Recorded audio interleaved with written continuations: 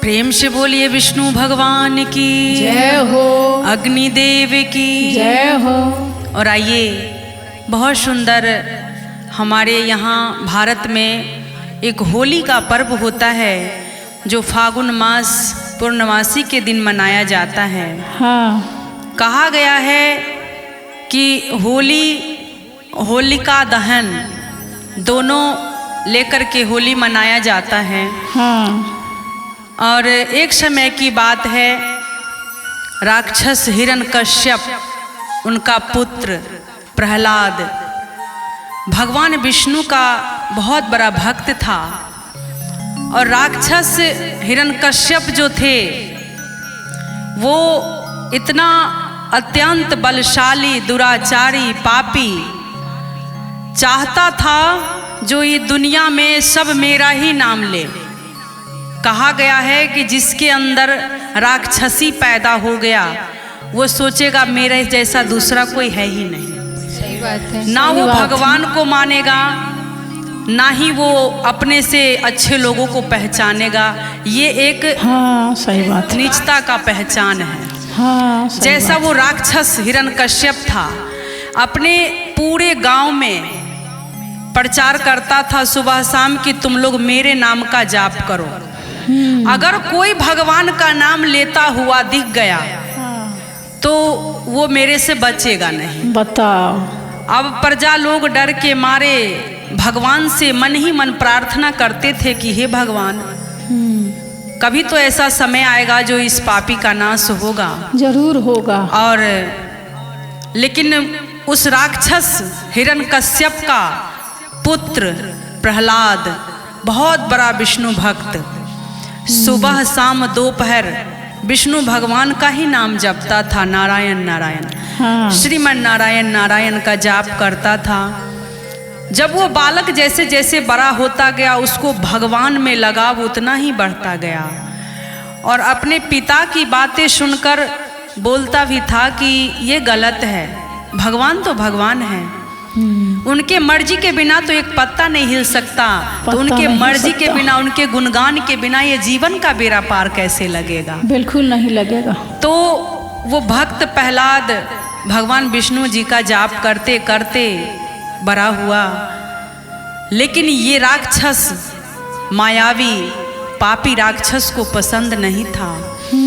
वो अपने पुत्र को मारने का कई उपाय लगाया। बताओ। पागल हाथी के पास छोड़ दिया कि इसको कुचल दे, मार दे।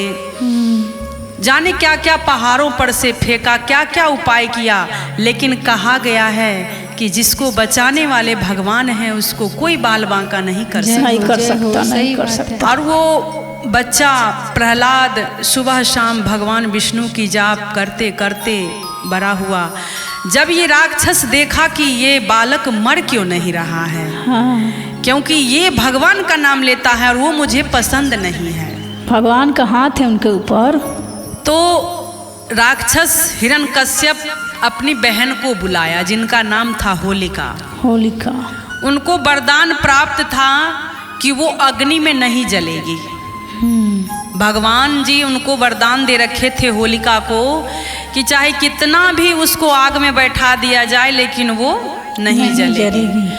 तो उसने क्या करा, राक्षस ने अपनी बहन होलिका से कहा कि बहन तुम इसको गोद में लेकर और अग्नि में बैठ जाना ताकि ये बच्चा जल जाएगा, क्योंकि तुम्हें तो ना जलने का वरदान मिला हुआ है। बताओ। अब होलिका भाई का बात मानी और यही करी। क्या कही? अपने भतीजा प्रहलाद को लेकर होली वाले से एक दिन पहले आग का पूरा जलाया गया और उसके बीच में उस भक्त विष्णु भक्त प्रहलाद को लेके बैठ गए। लेकिन वो उसमें भी श्रीमन नारायण नारायण नारायण जपता ही रहा। जय हो, जय हो, जय हो। और नारायण। देखिए, कहा गया है कि भगवान का बेशक वरदान आपको मिला है, लेकिन अगर उसका आप गलत फायदा उठाओगे तो भगवान उसका भी उपाय बना रखे। वो वरदान छीन लेंगे भगवान।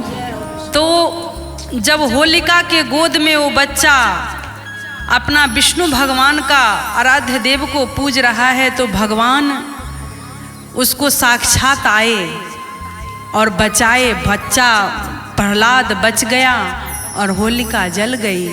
तभी से हम लोग ये होलिका दहन मनाते हैं, क्योंकि बुराई पे अच्छाई का जीत हुआ। जय हो जय हो। और राक्षस पापी का अंत हुआ। भगवान विष्णु अवतार लिए और उस राक्षस का वध करके और अपने भक्तों को रक्षा किए। तो बहन, होली भी एक ऐसा त्योहार है जो बुराई पे अच्छाई का जीत है। तो आइए हम सब मिलके इस फागुन महीने में होली मनाते हैं और प्रेम भाव से, मन में कोई प्रकार की त्रुटि नहीं रखना चाहिए किसी के प्रति।